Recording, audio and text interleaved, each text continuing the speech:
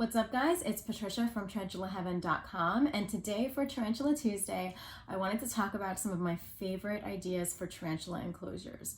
Right beside me, I have Miss Spidey. She is a Gramisola rosea. However, she is not in view at this time because she's in her log and will possibly be coming down here, so keep an eye out. But anyway, maybe she will appear sometime during this video, I hope. So I wanted to make this video because the tarantula hobby continues to grow and it's so amazing. I love it so much because as more people get involved, I imagine that means that more research is going to come out about these animals because more of the mainstream is interested. But also, I think that we're going to see so many more great ideas about how to care for these animals. So I'm very, very excited for these changes. I am always impressed when I go into tarantula groups to see the creative enclosures. I think that honestly, I love the care of tarantulas, but the enclosure making and the design is something that I'm also very passionate about. As you can see, Spidey has quite a few colorful plants and things in this enclosure, and it's been so joyful for me to keep thinking of new ideas for her space. So I wanted to share some of my favorite things. I think that if you looked at tarantula enclosures from 10 years ago, it probably would have been some substrate and a water dish or something, but I think we've gotten so much more advanced in thinking outside the box.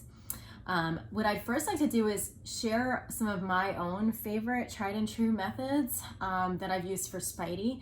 One of those is actually her glass dome right here. Now, the glass dome used to be above ground and she loved it above ground. I think that for her, she loves feeling enclosed and cozy, and for me, I love that it's glass and I can see through it and spy on her. So it worked out for both of us. And then in this more recent tank redesign, I put it underground so that she could actually be in the glass dome and enclosed, but be in a darker space because I feel like that's much more private for her. Probably mimics, maybe a tunnel in the wild.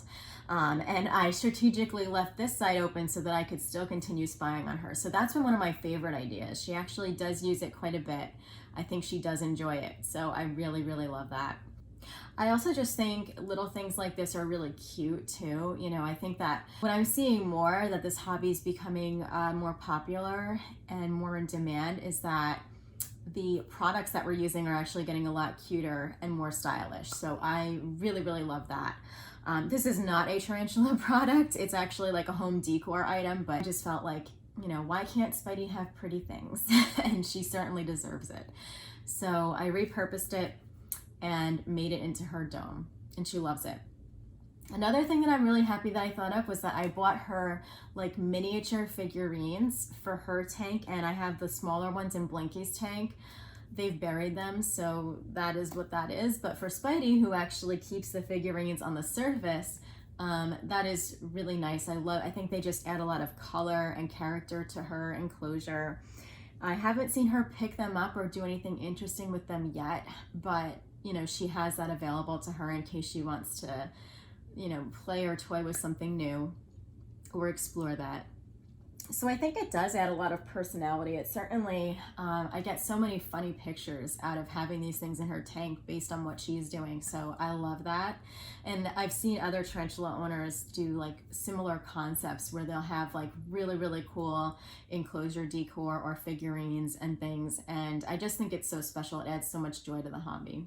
Now I'd like to just share some pictures of enclosures that really inspire me. I'm not sure how practical these are in actual practice, but I really, really enjoy enclosures that are worked into the space and actually a part of our homes. So there are some really, really cool decor ideas of where, an enclosure was part of a table or a dresser. I've seen people repurpose IKEA shelves or IKEA dressers into beautiful tarantula display cases. And I love that. I love that these beautiful animals can really be a part of our lives and they don't have to be a hidden part of our lives either. So I love those kinds of ideas. I also am very obsessed with terrarium containers, the kind of terrarium containers that you might use for succulents or air plants and things like that. I think they're so pretty, and I think they could make amazing tarantula enclosures if only they weren't made of glass. I would love to see these being made out of acrylic or plastic, for example, so that tarantula owners could actually put in vent holes or, you know, just air ventilation, because I think a lot of these containers don't really come with great ventilation, or the ventilation is just not suitable for tarantulas. So I think that the following tanks I'm going to show are just absolutely gorgeous and would be the most adorable, beautiful, attractive enclosures, but they're probably just not practical the way that they are right now. I love the dome ones in particular because they provide that nice 360 viewing of the tarantulas. I think it's so pretty. And, you know, tarantula owners are so creative that I'm sure that you guys could actually figure out a way to add ventilation safely for the tarantula or make it tarantula friendly. I hope that in the future we see more of these designs for actual, like, more realistic enclosures that take care of the tarantula's needs.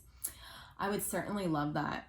I think sometimes the doors on these things also may not be completely secure or tarantula friendly. They also might be kind of difficult to clean. So I know that some of these ideas aren't realistic, but I can't help, you know, I can't help being on Amazon and seeing one of these things as I'm looking at home decor items and just thinking, oh my God, that is such a precious house for a little tarantula or something like that. I think that we all do that with any type of container. So I hope that in the future, people will make more different tarantula enclosure designs and make them, you know, safe and doable for tarantula owners. Tarantula owners are just so creative. I'm sure that some of you guys have actually repurposed things like this. And if you have, I'd love to know how you made it safe for tarantulas and actually doable.